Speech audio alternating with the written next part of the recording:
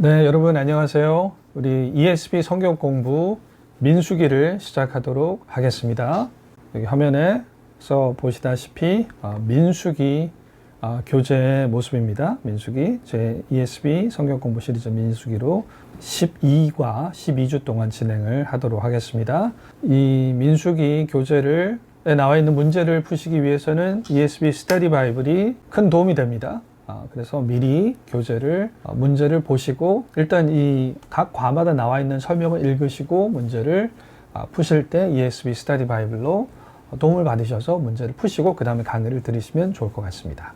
자, 그러면 우리가 예전에 출애굽기 했을 때와 비슷하게 먼저 민수기가 구약 이야기에서 어떤 위치에 있는지 우리 다시 한번 복습하는 식으로 살펴보도록 하겠습니다. 우리 출애굽기 했었을 때 앞부분에 했었던 내용인데 다시 반복해서 짧게 복습을 하고 그 다음에 우리가 민수기 내용으로 들어가도록 하겠습니다. 자, 우리가 이제 구약 성경 이야기, 구약 전체 이야기를 설명할 수 있는 방법은 여러 가지가 있습니다. 여러 가지가 있는데 우리는 이제 쉽게 하나님께서 세상을 만드실 때 창조 프로젝트로 만드셨다라는 것입니다. 창조를 하신 다음에 모든 것을 다 완성된 상태에서 만들지 않았습니다. 하나님께서 창조하셨을 때 모든 인류가 동시에 창조되지 않았습니다. 아담부터 창조하셨죠. 아담부터 창조하셨고 에덴부터 창조하신 다음에 그 다음에 생육하고 번성해서 이 세상을 가득 채우라 라고 명령을 통해서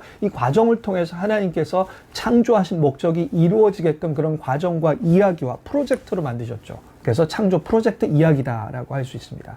그럼 하나님께서 이 세상을 만드신 하나님께서 강력하게 하나님 말씀으로 세상을 창조하셔서 그 당시 다른 강대국이 믿었던 다른 신들 있죠. 다른 우상들, 이 애굽이 믿었던 우상들, 바벨론이 믿었던 우상들, 그들 나름대로의 신들은 다 자기네들 신이 진짜라고 여기는 그런 식으로 생각을 했죠. 자기네들 신이 정말로 강하다. 그리고 그 신들은 한 신이 아니었습니다. 여러 신들이 있죠. 그 신들이 정말로 강하다라고 얘기하면서 왜 강한지, 어떻게 해서 이 세상이 시작되고 진행되고 마무리되는데 이 세상 전체 이야기에 있어서 그들의 신들이 어떻게 강력한 역할을 하는지를 설명해주는 창조설화 같은 것이 있었죠.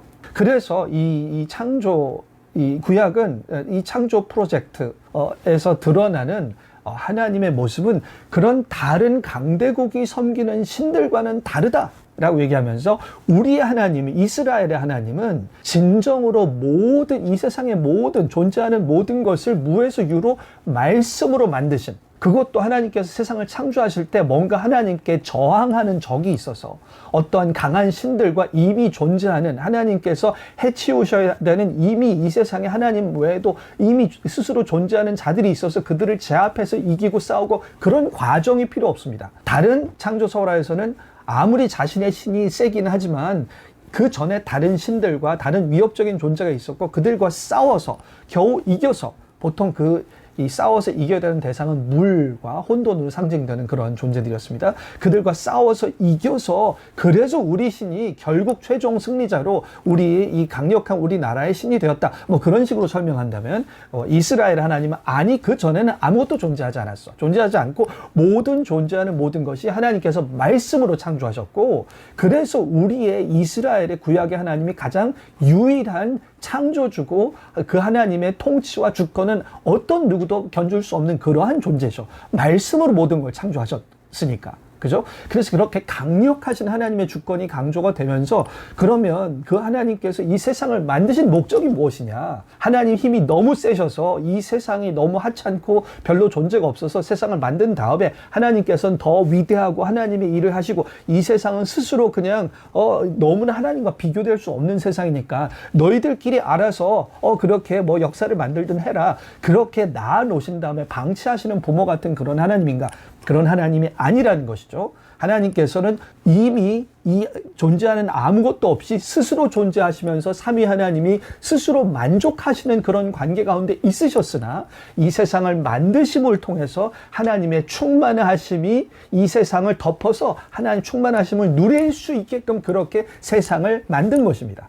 그래서 그렇게 하나님의 충만함을 누릴 수 있게 만든 세상을 이제 다른 말로 좀 쉽게 인간의 역사 속에서 인간이 이해할 수 있는 방법이 뭐냐면 하나님은 이 세상을 나라로 만드시고 가족으로 만드셨다. 하나님은 가족 나라로 만드셨다. 그래서 가족 나라로 만드셨고 그렇게 완성하시기 위하여서 창조 프로젝트를 시작하셨고 그래서 아담을 통해서 생육하고 번성하고 다스리라. 그렇게 명령하셨고 그래서 만약에 아담이 죄를 짓지 않고 모든 일을 순종해서 다 완성했었을 때 하나님의 형상 백성이 모든 세상을 가득 채웠을 때 그때 하나님의 영광이 하나님의 삼위 하나님의 충만함이 세상 가운데 깊게 덮어져서 이 세상은 온전하고 완벽한 하나님의 가정이요 하나님의 나라로 완성될 것이다. 그러한 목적을 가지고 하나님께서는 창조를 하셨고 이 목적은 우리가 한 가지 알아야 되는 것은 이 목적은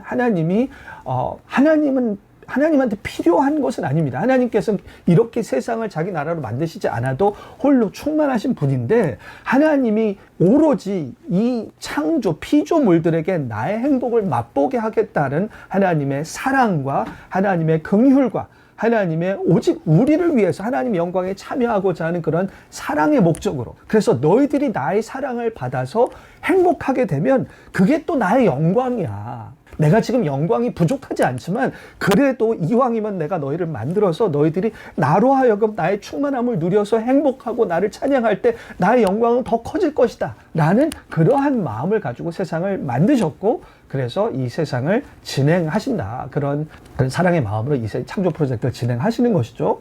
자, 그래서 이 창조 프로젝트의 수단은 이거죠. 일단 이 하나님의 가정 나라로 만드는 데 있어서 하나님은 그러한 하나님의 나라와 가정을 누릴 수 있는 존재로 우리를 만드셨습니다. 그게 이제 하나님의 형상으로 지어진 인간입니다. 하나님의 형상으로 지어진 인간.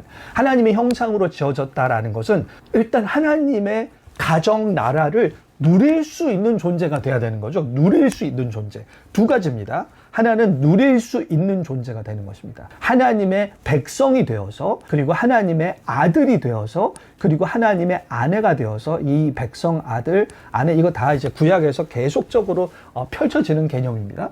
그러니까 우리가 하나님의 백성이 되어서 하나님을 우리의 왕으로 여기는 그렇게 하나님을 누릴 수 있게 하시고 우리를 아들로 만드셔서 하나님의 아버지 되심을 누릴 수 있게 하시고 우리를 아내로 만들어서 하나님의 남편 되심을 누릴 수 있게 하는 것. 그래서 하나님이 이러하신 분이구나라는 것을 알 수 있게 하시기 위해서 우리를 흙으로부터 만드셨지만 하나님의 숨을 불어넣어 주셔서 형상으로 만드셔서 하나님을 누릴 수 있게 만드셨다. 이것이 엄청난 특권인 것입니다. 우리가 원래 흙수저 출신이기 때문에 흙으로부터 난 자는 다른 동물과 식물과 별 다를 수 없는 그런 자인데 하나님이 형상을 입었기 때문에 우리는 수준 높은 하나님의 어떠한 그러한 왕되심의 위엄을 우리가 깨닫고 이해할 수 있습니다. 이게 이해할 수 있다는 거, 그것을 알아보고 중요하게 여기고 대단하다라고 판단할 수 있다는 것은 엄청난 능력입니다. 이것은 이러한 인간이 아니고선 도저히 알 수 없는, 깨달을 수 없는 그 깊이를 누릴 수 없는 그런 것이죠. 하나님의 아버지 되심도 그렇고 지금 우리가 인간 가운데 아들과 아버지가 존재하는 인간들이 누리는 가정 자체도 하나님이 형상을 주셔서 그런 하나님의 가정 나라를 인간 사회에 구현해서 그럴 수 있게끔 그렇게 하신 것이죠. 이 가족이라는 것 자체가 하나님께만 속하는 그런 고유한 것을 인간에게 누릴 수 있게 하신 것이다. 남편과 아내라는 그런 하나 되는 친밀한 서로 마음을 한 사람에 가는 집중하는 그러한 친밀한 관계, 이것도 마찬가지죠. 이것도 하나님이 이미 삼위 하나님 가운데서 누리고 계신 그러한 절대적인 헌신과 하나된 그런 관계를 우리가 누릴 수 있게 하여 주시는 것이죠. 그래서 우리는 하나님의 형상으로 지어져서 우리는 하나님을 누릴 수 있는 그러한 하나님을 백성으로, 아들로, 아내로서 하나님을 아버지로, 왕으로, 남편으로 누릴 수 있는 그런 존재로 우리가 만들어졌다. 그게 다가 아닙니다. 근데 우리에게는 사명을 주셨어요. 그러니까 이걸 그림으로 그리면 우리가 에덴 동산에서 하나님이 계시죠. 하나님이 계시면 우리가 하나님을 구심적으로 하나님은 이 에덴 동산 안에서 구심적으로 하나님을 누리는 자가 되고 그 다음에 이 누림 가운데서 우리는 원심적으로 세상을 향한 사명을 가집니다. 하나님의 제사장 왕이 되어서 하나님의 왕권을 이 세상 가운데 시키고 그래서 세상을 생육하고 번성해서 다스려서 이 세상을 다스려서 하나님께서 거하실 만한 그런 장소가 됐을 때 이제 하나님께 드리는 거죠. 대제사장과 같이. 그럴 때 하나님의 임재가 가정 나라가 더 확장되는 것이죠. 에덴으로부터 시작해서 확장되는 것이다.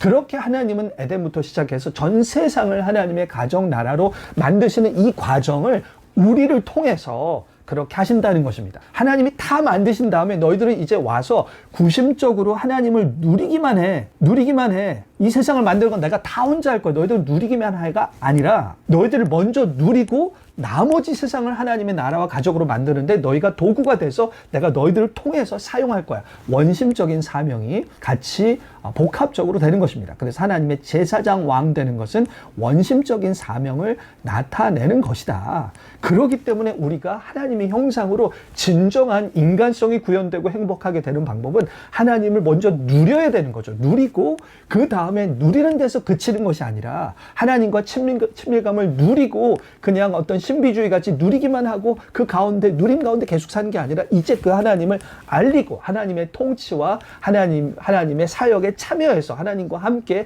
이 세상을 하나님의 나라와 하나님의 가정으로 만들고 사역하는 일을 동참한다. 그래서 구심적인 하나님 누림과 원심적인 하나님 나라 일을 하는 것 두 가지가 다 있어야 양방향성입니다. 원심성, 구심성 함께 있어야 하나님 나라 백성으로 하나님 형상 백성으로 온전히 우리가 사명을 온전히 사는 방법입니다. 자, 그래서 이제 이렇게 해서 하나님의 이 창조 프로젝트가 진행이 됩니다. 진행이 돼서 창조 프로젝트가 진행이 되는 이 방법은 아담이 죄를 지고 계속 타락을 하죠.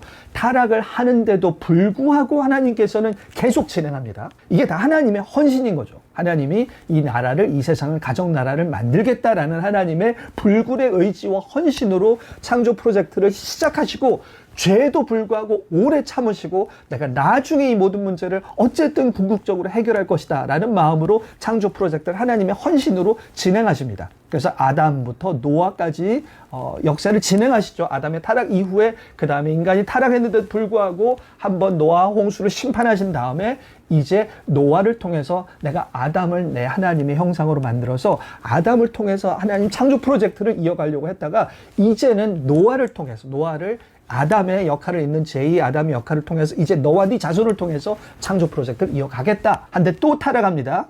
홍수, 바벨탑. 그래서 그 다음에 이제는 창세기 12장부터 아브라함에게 이제 아브라함 너와 네 자손을 통해서 내 창조 프로젝트를 진행하리라. 그 얘기는 내가 너희들에게 먼저 복을 줘서 나를 누릴 수 있는 자로 만들고 구심성이죠. 그 다음에 너를 통해서 하나님 나라의 이 제사장 왕 역할을 통해서 세상에 복을 줘서 그들도 하나님 나라 백성이 되게끔 만들겠다라는 것을 아브라함과 아브라함 자손을 통해서 이어가겠다라고 그렇게 정하셨습니다. 그래서 아브라함과 아브라함 자손 결국 아담의 하나님께서 원래 가지고 계셨던 창조 프로젝트의 주인공이 아담과 아담 자손이 이제 아브라함과 아브라함 자손으로 이어지게 되는 것입니다. 자, 그래서 아브라함과 아브라함의 자손을 결국은 이제 쉽게 얘기하면 그 이스라엘이죠. 이스라엘.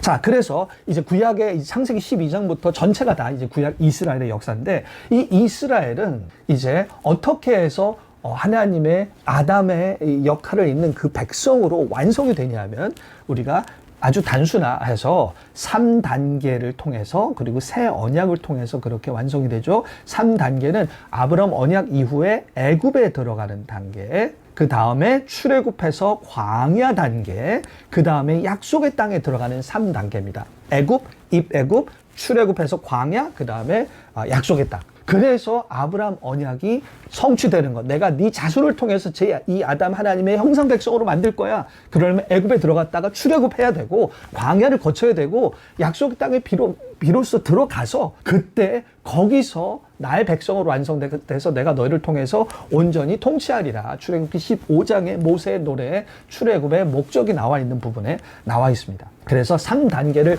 거쳐야 되는구나. 결국 약속의 땅 가나안 땅에 들어가서 온전하게 하나님의 나라와 가정으로서의 완성이 되는구나 라는 것을 알 수 있습니다. 또 이 단계를 거치는데 이 단계를 거치는 것뿐만 아니라 이 단계가 그냥 어떤 이게 그냥 어떤 모든 나라가 겪듯이 그냥 안정화의 과정이고 그냥 자연적인 과정이 이게 어떻게 하나님 나라의 백성으로 아담의 역할을 잇는 그런 제2 아담의 백성으로 이스라엘이 세워지는 과정인가? 그걸 어떻게 알 수 있냐면 언약을 통해서 알 수 있습니다. 언약을 통해서 아브라함 언약, 모세 언약, 다윗 언약을 통해서 알 수 있죠. 아브라함 언약은 하나님께서 아브라함의 언약 약속하실 때 내가 너와 네 자손을 통해서 내가 네 자손을 별과 같이 모래같이 많게 만들 거야. 그리고 그들에게 땅을 줄 거야. 그 얘기는 내가 아담과 아담 자손이라고 자손을 통해서 하려던 거 이제 내가 너랑 할 거야. 아담 생육하고 번성하라고 그랬지. 이제 네 자손이 별과 같이 모래같이 많아질 거야. 아담에게 다스리라고 그랬지. 이 땅을 줄 거야. 다스릴 수 있도록. 그러니까 아브라함 언약은 아브라함으로 하여금 내가 너와 네 자손을 통해 창조 프로젝트를 이루리라. 이것을 약속한다. 목숨을 걸고 약속한다. 맹세한다. 라는 그러한 모든 하나님의 창조 프로젝트가 이제 너를 통해서 이루어질 거야 라는 하나님의 보증입니다. 보증. 그리고 다윗 언약은 나중에 그 아브라함 자손이 이 가정이 왕국으로 될 것이다 라고 해서 다윗이 통치하는 왕국이 될 것이다 라고 얘기하고 다윗이 이제 너의 자손이 세세 영원히 통치하게 될 것이다 라고 약속하시는 것이죠. 그래서 그러면 이 제2 아담적인 이 백성은 영원히 아브라함의 가족이고 다윗의 백성이 되는 것입니다. 아브라함 가족으로 구성된 다윗 왕국으로 되는 것이죠. 그래서 이렇게 하여서 하나님 나라의 백성으로서의 아담을 잇는 하나님의 그러한 형상 백성으로서의 이 정체성이 확립이 된다. 자, 그럼 모세 언약은 무엇일까? 이제 모세 언약이 우리의 초점인데 모세 언약은 이러한 백성으로 산다는 게 어떻게 사는 것인지 그냥 너희가 알아서 이 백성을 꾸려서 사는 것이냐? 그것이 아니라 아담이 그랬던 것 같이 너희들이 이러한 아담의 역할을 이어가는 하나님 나라 형상 백성으로 산다는 것은 먼저 하나님의 임재와 통치 가운데 하나님을 누리는 백성이 된다는 뜻이야. 그렇기 때문에 모세 언약에서 중요한 게 성막 건설이죠. 성막 건설. 그래서 하나님이 너희 백성 가운데 거하시는 하나님이야. 너희 가운데 거하는 하나님이 없이는 너희들은 반역자고 아무런 그냥 흙수저 출신밖에 안 돼. 하나님의 형상으로 지어져서 하나님을 먼저 누리고 하나님에 의존하고 하나님으로부터 모든 필요를 채우고 그래야지만 너희들은 하나님 형상다운 그런 역할을 할 수 있어. 절대적으로 하나님 의존적이고 하나님 임재 의존적이고 하나님이 함께 하시지 않으면 올바른 인간상은 이루어질 수 없다. 그래서 이스라엘 백성을 모세 언약은 하나님이 함께 하시는 백성, 성막, 그리고 그 하나님이 계속 함께 하시려면은 하나님과의 관계가 죄로 인해서 하나님께서 떠나가시지 않도록 그렇게 죄의 문제를 다룰 수 있는 그런 제사법을 통해서 하나님이 그들 가운데 계속 함께 하실 수 있도록. 그죠? 성막과 제사법 모두 다 하나님이 이들이 에덴 동산 때와 같이 아담이 쫓겨나지 않고 하나님이 이들을 떠나지 않고 이들과 계속 함께하는 그런 백성이 되게끔 하는 게 성막과 제사법이죠. 그 이외에 또 여러 가지 도덕법과 또 사회법들은 그러한 하나님을 누리며 하나님의 아버지 되심과 아내 되심과 왕 되심을 누리며 살 때 그 하나님께 합당한 삶을 사는 법, 어떠한 삶의 원칙으로 드러나야 되는지, 어떠한 이웃에 대한 그러한 태도로 드러나야 되는지, 어떠한 사회와 공동체를 형성해야 되는지 하나님 백성다움에 대한 구체적인 표현에 대해서 또 지침을 주는 것이 또 모세 언약이죠. 그래서 모세 언약은 쉽게 요약하면 하나님 임재와 하나님의 통치 가운데 이 구심적 친밀감을 누리는 백성답게 사는 법, 그런 모양, 그런 삶의 방식, 삶의 모드를 규정해 주는 것이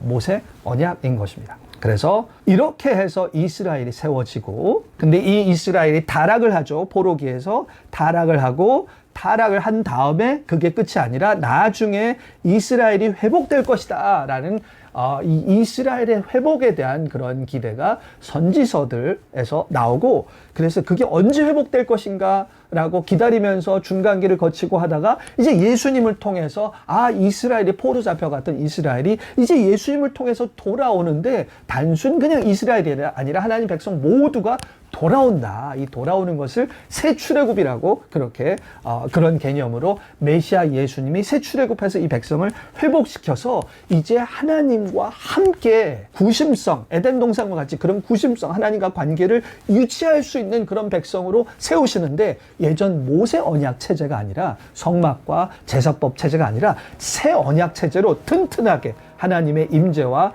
통치 가운데 튼튼하게 살 수 있는 그런 백성으로 새 언약 체제로 삼으시는 것입니다. 그래서 이게 이제 전체적인 이야기죠. 전체적인 이야기. 자, 그러면 우리가 바로 이어서 그 이제 모세오경과 이제 민수기가 지금 아까 지금까지 제가 설명한 이야기에서 이 전체 이야기에서 모세오경은 창세기 1장부터 11장까지는 아담부터 노아까지 해서 아브라함 전까지죠. 바벨탑 사건까지입니다.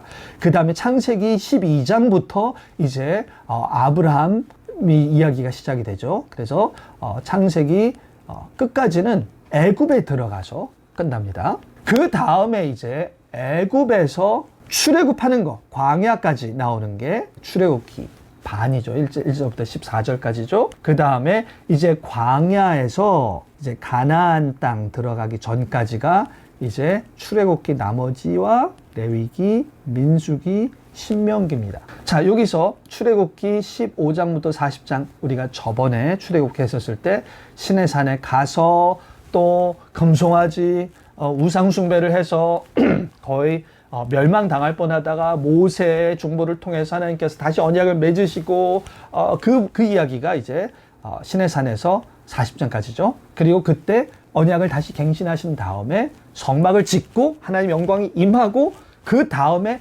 성막 완성과 더불어서 이제 레위기를 통해서 그 성막의 하나님과 관계를 가지는 이 하나님과 하나님의 임재가 계속 있게 하는 그러한 제사법에 대해서 쭉 얘기하는 게 레위기죠.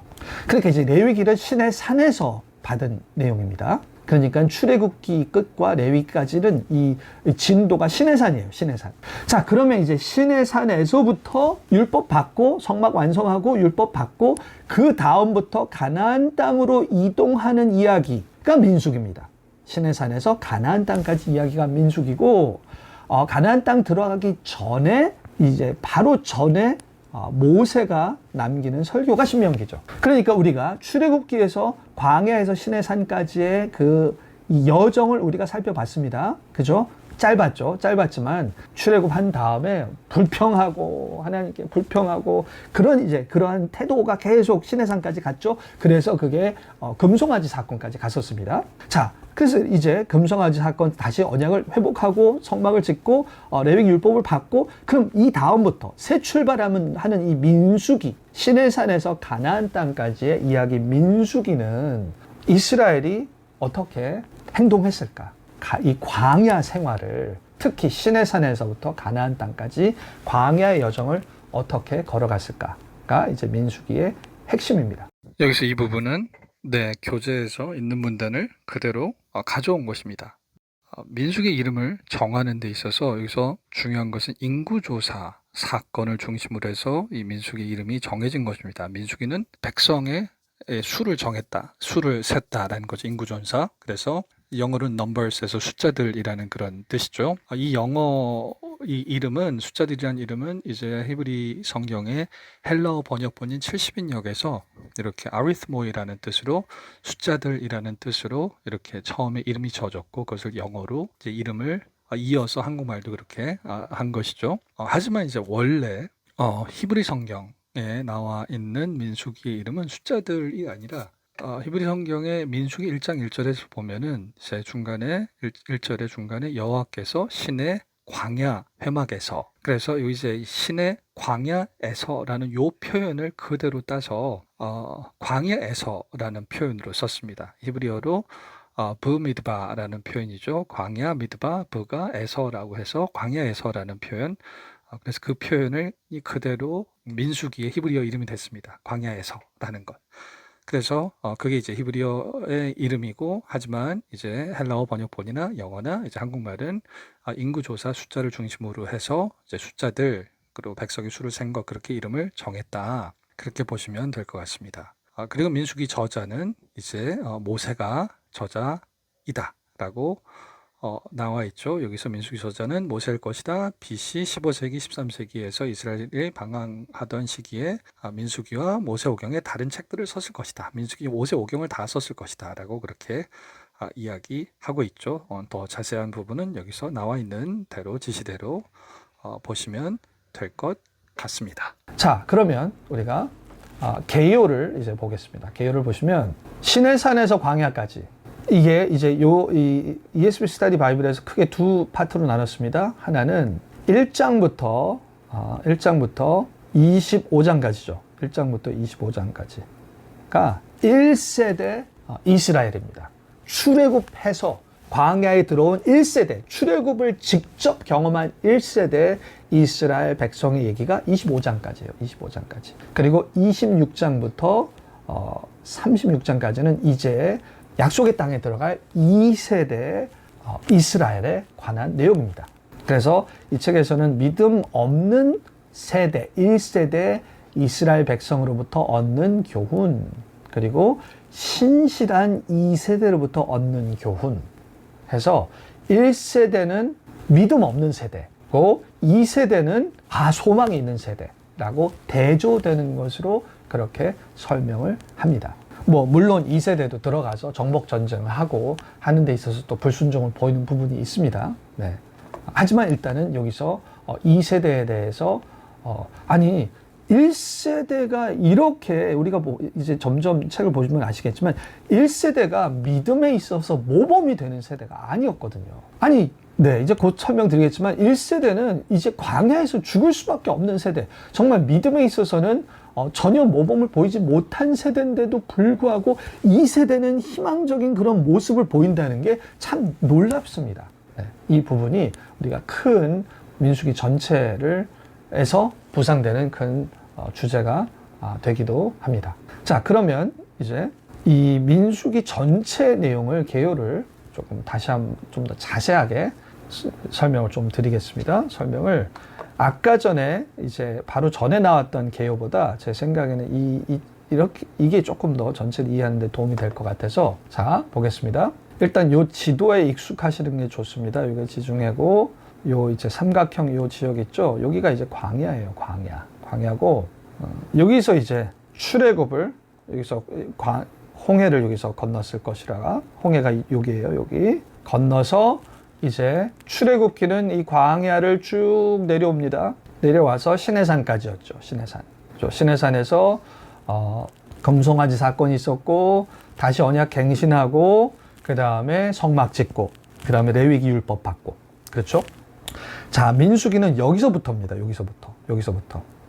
자, 민수기를 이제 자세히 보면 이제 1세대 이스라엘이 일단은 처음에는 조금 순종적인 시작을 합니다. 처음에는 순종적인 시작을 하는데, 그 다음에 1장부터 10장까지예요. 그 다음에 반역에 완전 빠집니다. 반역에 빠져서 결국은 다 죽는다. 그 얘기죠. 순종적 시작이라는 것은 1장부터 10장까지입니다. 여기서 시내산에서 시작할 때, 이 여행을 떠나는 이 준비 과정에 있어서 순종적으로 나옵니다. 일단은 언약 갱신 이후에 레위기 율법을 받은 상태고, 그래서 이제 성막을 이스라엘 백성 일단은 먼저 이 인구 조사를 합니다. 인구 조사를 통해서 이제 이 민수기 맨 앞에 나오는 그 인구 조사는, 출애굽기 맨 앞에도 인구 조사는 아니지만 이들이 어떻게 애굽에서 어떻게 이스라엘 12지파의 자손들이 도착했는지에 대해서 그들의 어떤 상황을 알려줍니다. 70인이 도착을 했고, 그렇게 이제 얘기를 하고, 그 다음에 지금 이 민수기에서는 이제 이 백성이 지금 어느 정도의 사이즈인지, 이들 중에서 젊은이들은 어느 정도고 어느 정도가 군사력, 싸울 수 있는지 라는 그러한 전체적인 이 실태와 상황에 대해서 조사하는 게 이제 인구조사죠. 그래서 인구조사를 합니다. 인구조사를 하고, 그 다음에 그 병력들을, 젊은이들을 성막을 통해서 이 성막의 이 사면에다 배치를 하고, 그렇게 배치를 하고, 그 다음에 이제 어떻게 너희들이 거룩하게 하나님 백성으로 살 수 있을지에 관한 그러한 거룩과 정결법을 또 다시 한번 얘기하고, 그 다음에 제사장이 축복을 합니다. 하나님의 얼굴빛을 비춰주시옵소서.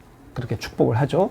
축복을 해서 그렇게 이제 야심차게 축복 가운데 또 이 레위 지파들도 거기서 이제 세워지고 그래서 이들이 축복 가운데서 이제 출발하는 그런 내용까지가 10장까지입니다. 이 모든 정비하고 준비하는 과정에서는 아무 문제 없이 잘 순종적으로 잘 좋은 태도를 보인다. 1장부터 10장까지는 괜찮다입니다. 괜찮다. 근데 이제 11장부터 20장까지는 반역이 시작이 되는 거예요. 반역이 시작이 돼서 이 반역은 이제 여기서 출발한 이유입니다.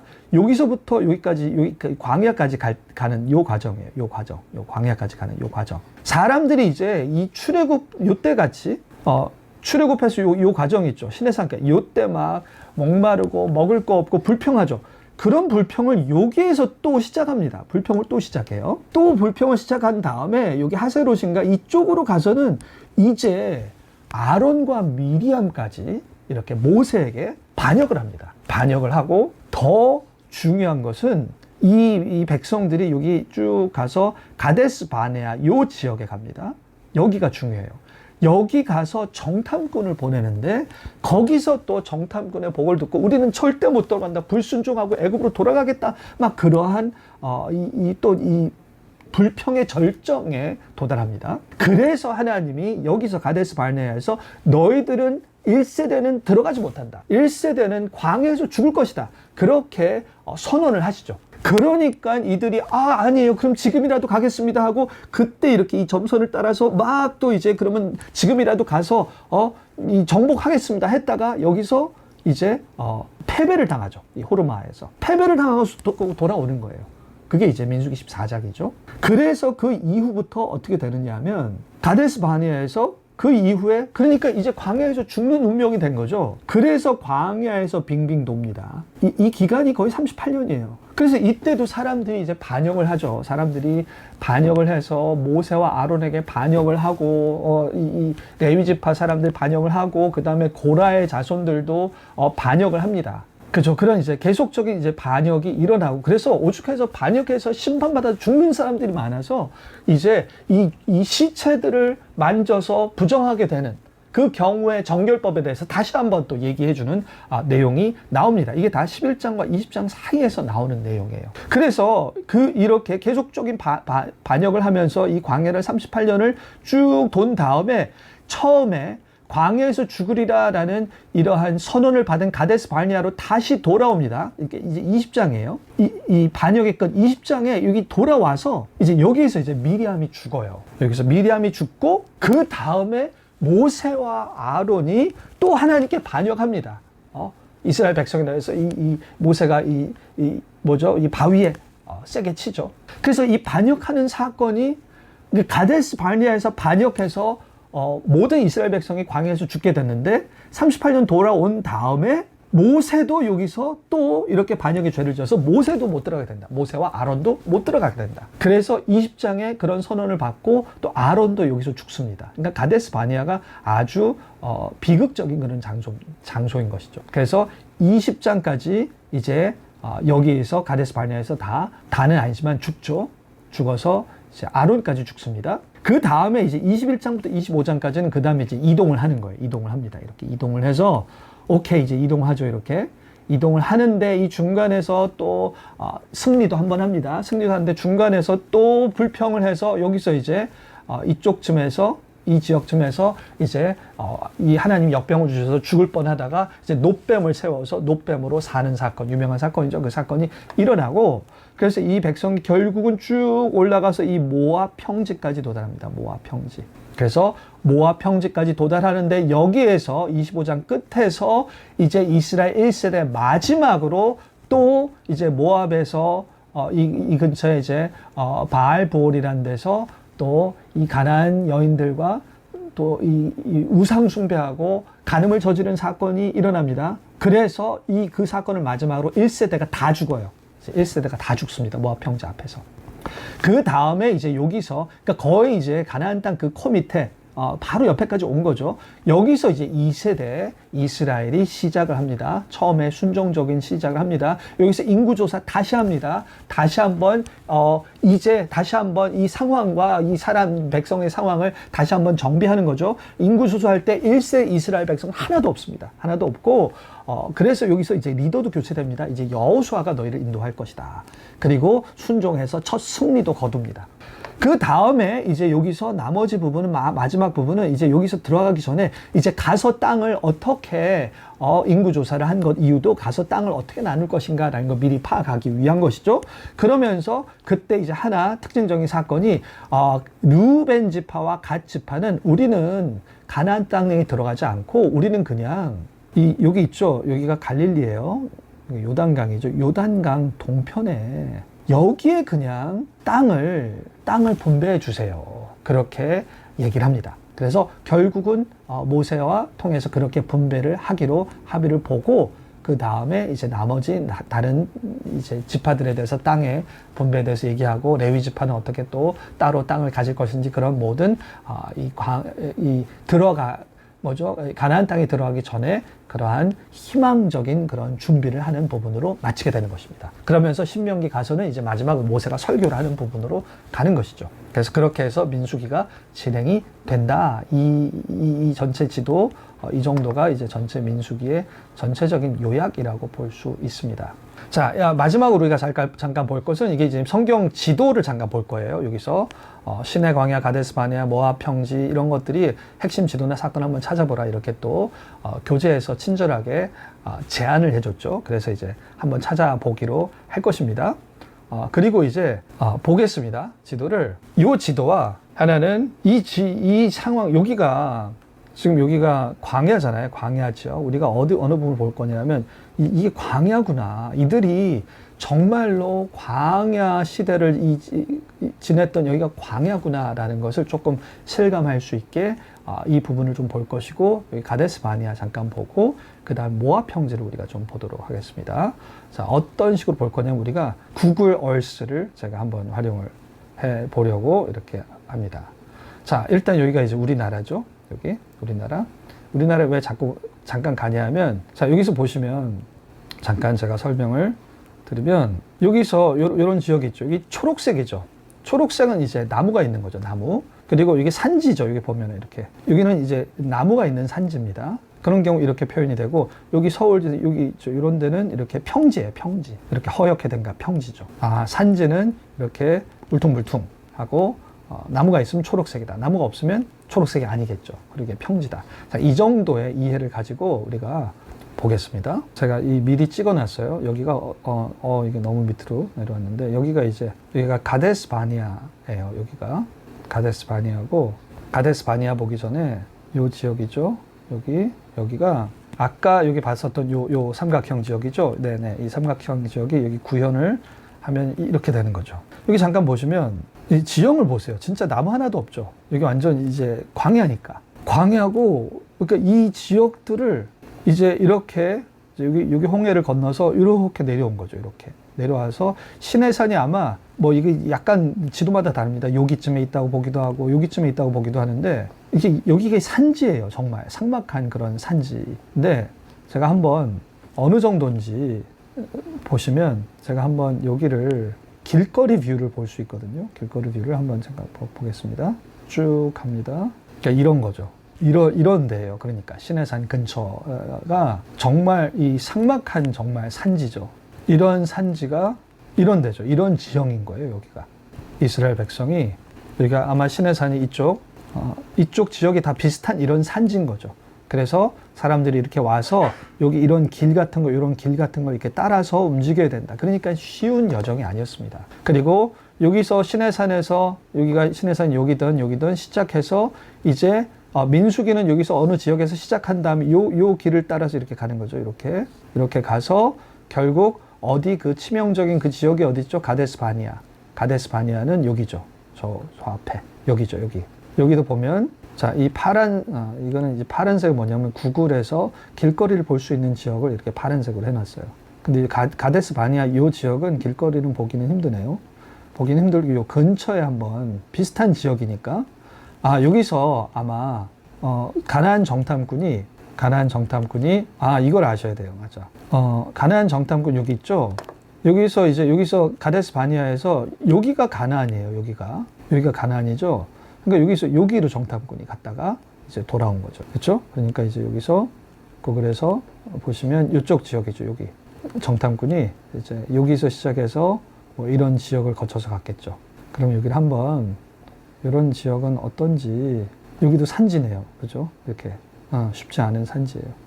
그래서 이런 지역을 거쳐서 이렇게 정탐을 하러 갔다. 아마 정탐하는 여기죠. 여기 이 지역은 이제 평지잖아요. 여기 벌써 이런 데 보면은 이렇게 사람들 사는 이런 평지로 돼 있죠. 여기 막 도시들이 있고 사람들 사는 그런 지역이죠. 네. 이쪽 지역으로 정탐을 갔다 왔고, 그쵸? 이렇게 갔다 와서 요 지역에서 여기에서 이제 이 지역에서 아마 38년을 지낸 거죠. 이 지역에서 광야를 떠도는 거. 그러니까 이런 지역에서 여기 한번 봐볼까요? 여기는 어쩌다가 이 돌 속으로 들어갔네요. 그러니까 이런 지역이에요. 이런 지역을 다닌 거예요, 사람들이. 광야에 이런 지역을 돌아다닌 거죠. 이런 지역, 여기가 시팀이고, 이런 지역을, 여기는 또 이렇게 조그맣게 또 이렇게 지낼 만한 이런 지역이 마을같이 이렇게 있네요. 이렇게. 그죠? 네. 자, 그렇게 해서 여기서 이동을 해서 어디로 이동하냐면 저기죠. 모압 평지가. 일로 가서 이렇게 해서 밑으로 더 이렇게 돌아서 이렇게 해서 결국 여기가 사해고 저쪽으로 제가 가겠습니다. 자, 여기 있죠. 여기가 사해예요. 사해. 그리고 여기가 이제 모압 평지예요. 여기가. 그래서 여기가 여리고성이니까 여기로 이제 침략해서 들어가는 건데, 그러니까 여기가 모압 평지고, 그러니까 요 지역이 이게 요단강이거든요. 요단강 요 지역이 이제 계곡입니다. 계곡이 뭐냐면 여기가 산지죠. 산지. 산에서 이렇게 쭉 내려온 데가 골짜기예요. 이 골짜기 밑에 약간 평지가 있죠. 요 지역. 강 옆에. 산 밑에 강 옆에 요 평지. 여기가 이제 사람들이 많이 사는 지역이죠. 여기 보시면 이게 쭉 이렇게 있죠. 도시들이. 사람이 사는 지역들이 이렇게 쭉 있습니다. 여기 보시면 여기도 한번 살짝 요런 요 지역, 여기는 요단강 바로 옆인데 한번 보면 이게 이제 흙으로 돼서 이게 이런 나무 때문에 가려져 있는데 여기가 이제 모압 평지다. 그렇게 하시면 될 것 같습니다. 여기가 모압 평지다. 여기가 모압 평지다. 그래서 나중에 우리가 또 하겠지만 요 지역에서 여기로 잠깐 보시면 나중에 갓 지파하고 루벤이 여기서 요단강에서 루벤은 여기 오른쪽 여기, 그리고 갓 지파는 여기 땅을 달라 그래요. 우린 가나안 땅에 안 들어간다. 그게 이제 딱 요단강 옆쪽 여기 전체죠. 여기 아까 뭐 요압 평지 여기까지 다. 그죠? 그러니까 이게 요 그림으로 통해서 보면 여기 다 가지는 거죠. 여기 갓 지파가 여기 이렇게 다 가지는 거죠. 여기. 그리고 요 평지 포함해서 루벤이 이쪽 가지는 거. 그러니까 이렇게 광야에서 하다가 이 정도 모압 평지까지 오니까 얼마나 좀 진짜 살만한 좋은 평지잖아요. 이렇게 사람들 많이 모여 살 수 있는. 그죠? 아까 우리 서울 같이 그렇게 평지로 이렇게 있는 얼마나 감사한가. 그래서 여기 더 머물고 싶다. 그런 마음을 가졌던 것 같다. 예. 자, 그냥 이 정도로 우리가 살펴보면 될 것 같습니다. 네. 그러면 우리 여기까지 살펴보고 개관을 마치도록 하겠습니다. 자, 기도와 마치겠습니다. 하나님 감사합니다. 우리가 민수기를 시작합니다. 하나님, 주께서 이스라엘 백성을 광야에 살게 하시고 또 광야를 지내게 하시고 또 하나님 그 가운데서 순종을 배우게 하셨는데, 또 우리가 순종을 배우기 원하셨는데 하나님, 이스라엘 백성이 불순종하여 광야에서 하나님 1세대가 인생을 광야에서 마쳤습니다. 하나님, 주께서 이스라엘 백성의 이야기가 오늘날 우리에게 하나님 교훈이 되게 하시기 위하여 하나님 그런 그 의도를 가지고 계셨다.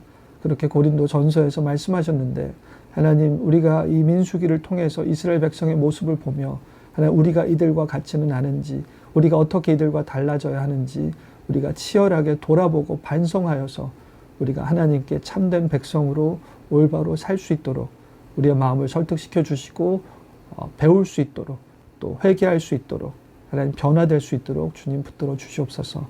하나님의 신실하심에 의지하고 우리 모두를 주께 의탁드리고 감사드리는 모든 말씀 예수 그리스도 이름으로 기도드리옵나이다. 아멘. 수고하셨습니다.